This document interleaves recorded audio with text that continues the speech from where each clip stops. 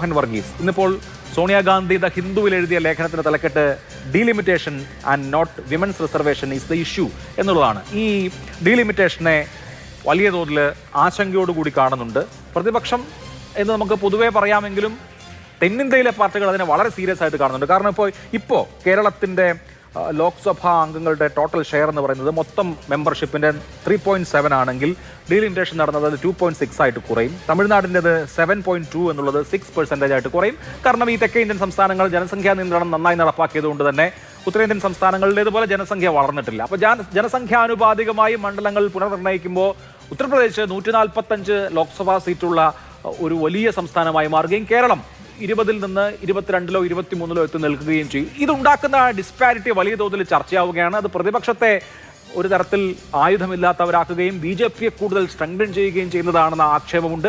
ഇതിനെ എങ്ങനെ അഡ്രസ് ചെയ്യും പ്രതിപക്ഷ പാർട്ടികൾ എന്നാണ് വിചാരിക്കുന്നത്? ശ്രീ അഭിലാഷ്, ഇന്ത്യയുടെ രാഷ്ട്രീയ ചിത്രം തന്നെ സമഗ്രമായി പൊളിച്ചെഴുതാൻ പര്യാപ്തമായ ഒരു ഭരണഘടനാ ഭേദഗതിയാണ് ഇപ്പോൾ 16-ാം തീയതി തുടങ്ങുന്ന ലോക്സഭയുടെ പ്രത്യേക സമ്മേളനം. ബജറ്റ് സമ്മേളനം നീട്ടിവെച്ചിരിക്കുകയാണ്.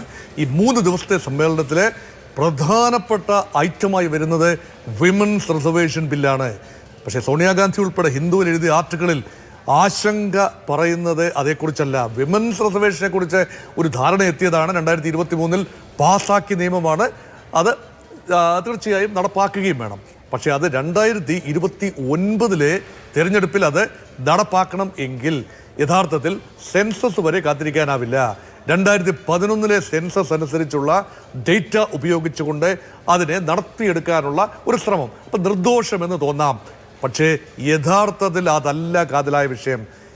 ഇന്ത്യയുടെ പാർലമെൻറ്റിൽ 1971 വരെ ഉണ്ടായിരുന്ന ക്രമാനുഗതമായ വർധന ലോക്സഭയിലെ സീറ്റുകൾ ഇപ്പോൾ 543 ആയി നിജപ്പെടുത്തിയിട്ട് പതിറ്റാണ്ടുകൾ കഴിഞ്ഞു, നൂറ്റാണ്ട് കഴിഞ്ഞിരിക്കുന്നു. ഇപ്പോഴിതാ 2011-ലെ സെൻസസ് അനുസരിച്ചാകട്ടെ, അല്ലെങ്കിൽ ഇനി വരാൻ പോകുന്ന സെൻസസ് അനുസരിച്ചാകട്ടെ സീറ്റുകൾ മാറ്റി പ്രതിഷ്ഠിക്കുകയാണെങ്കിൽ യഥാർത്ഥത്തിൽ 1800 ചില്ലുവാനം സീറ്റുകൾ വേണ്ടിവരും. കാരണം 7.5 ലക്ഷം പേർക്ക് ഒരു MP എന്നതാണ് 1951-ലെ കണക്ക്.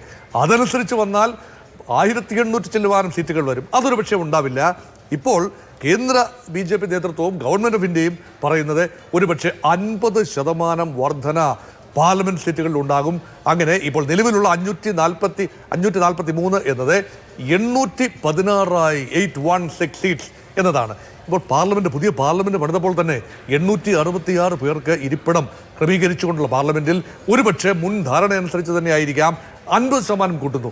അങ്ങനെ കൂട്ടുന്ന 273 സീറ്റ്സ്, 273 സീറ്റുകൾ വനിതാ റിസർവേഷൻ സീറ്റുകളായി മാറ്റുന്നു. അപ്പോൾ ഇപ്പോൾ നിലവിലുള്ള എല്ലാ സീറ്റുകളും പൊതു സീറ്റുകളും ഇനി വരാൻ പോകുന്ന സീറ്റുകൾ അത്രയും എണ്ണം, അതേ സീറ്റുകളാകണമെന്നില്ല, അത്രയും എണ്ണം വനിതാ സീറ്റുകളും വനിതാ സംവരണ സീറ്റുകളും ആക്കി മാറ്റുമ്പോൾ അതിൽ പ്രത്യേകിച്ച് ഒരു അപാകത തോന്നേണ്ടതില്ല. അത് റിസർവേഷൻ്റെ കാര്യം. ഇനി യഥാർത്ഥത്തിൽ മണ്ഡല പുനഃസംഘടനയുടെ കാര്യം എടുത്താലോ, കേരളത്തിൽ നിലവിൽ 20 ലോക്സഭ MP-മാരാണുള്ളത്. പക്ഷേ ജനസംഖ്യ ഒരു കണക്കാക്കി എടുക്കുകയാണെങ്കിൽ എല്ലാ നിയോജക മണ്ഡലങ്ങളിലും തുല്യ എണ്ണമാക്കി എടുക്കുകയാണെങ്കിൽ യഥാർത്ഥത്തിൽ പ്രൊജക്റ്റ് ചെയ്യപ്പെടുന്നത് കേരളത്തിൻ്റെ സീറ്റുകൾ ഇപ്പോഴത്തെ നില തുടർന്നാൽ കേരളത്തിൻ്റെ സീറ്റുകൾ 6 സീറ്റുകളെങ്കിലും കുറയാൻ സാധ്യതയുണ്ട്. 14 സീറ്റിൽ സെറ്റിൽ ചെയ്യേണ്ടി വരും. ഇനി അതല്ല, ഇപ്പോഴത്തെ ഫ്രീസ് ചെയ്ത് നിർത്തുകയാണെങ്കിൽ കുറയില്ല എന്ന് അമിത്ഷാ വ്യക്തമാക്കിയിട്ടുണ്ട്. കുറയില്ല എന്ന് പറഞ്ഞു. തമിഴ്നാടും പറയുന്നു ഇപ്പോഴത്തേതിൽ നിന്നും 8 സീറ്റ് വരെ കുറയുമെന്ന് സ്റ്റാലിൻ പറയുന്നു. അതൊരു പക്ഷേ ഊതിപ്പെരുപ്പിച്ച കണക്കായിരിക്കാം. പക്ഷേ കുറയില്ല. പക്ഷേ കൂടുമ്പോൾ എത്രത്തോളം കൂടാം? ഉത്തർപ്രദേശിൽ വൻതോതിലുള്ള വർധനയാണ്. ഇപ്പോൾ തന്നെ 80 സീറ്റുണ്ട്. അത് എത്രയധികം വർദ്ധിക്കാം? 140-ൽ പരം സീറ്റുകളായി വർദ്ധിക്കുമ്പോൾ കേരളത്തിൻ്റെ ലോക്സഭാ സീറ്റ് വിഹിതം 20-ൽ നിന്നും 22-ഓ 23-ഓ ആയി വർദ്ധിക്കും. അങ്ങനെ ജനസംഖ്യാ നിയന്ത്രണം വളരെ ശാസ്ത്രീയമായി വളരെ കാര്യക്ഷമമായി നടപ്പാക്കിയ സൗത്ത് ഇന്ത്യൻ സംസ്ഥാനങ്ങൾക്ക് പാർലമെന്റിലെ അധികാരത്തിലെ അപ്പകഷ്ണത്തിന്റെ ഒരു ചെറിയ പങ്കായി ചുരുങ്ങുകയും ഇന്ത്യയുടെ ആകെ ജനസംഖ്യയുടെ 20% തെക്കേ ഇന്ത്യയിലെ 5 സംസ്ഥാനങ്ങളിൽ. അതിപ്പോൾ 20%-ത്തിലും കുറവായി മാറിയിരിക്കുന്നു. അങ്ങനെ വരുമ്പോൾ സൗത്ത് ഇന്ത്യൻ സ്റ്റേറ്റ്സിൻ്റെ വിലപേശ ശക്തി, ഇന്ത്യൻ ഫെഡറലിസത്തിൻ്റെ കരുത്ത് തന്നെ ചോരുന്ന ഒരു കാഴ്ച ഉണ്ടാകും. അതിനു വേണ്ട വിശാലമായ ചില ഉറപ്പുകൾ, ചർച്ചകൾ അതിലേക്ക് നീങ്ങണമെന്നാണ് ഒരുപക്ഷെ ഇന്ത്യയിലെ പ്രതിപക്ഷം ഇപ്പോൾ ഡിമാൻഡ് ചെയ്തിരിക്കുന്നത്. ആ ഒരു ചർച്ചകളായിരിക്കാം ഒരുപക്ഷെ പാർലമെന്റിൽ ഈ വരുന്ന 3 ദിവസം മുഴങ്ങി കേൾക്കാൻ പോകുന്നതെന്നാണ് എനിക്ക് തോന്നുന്നത്.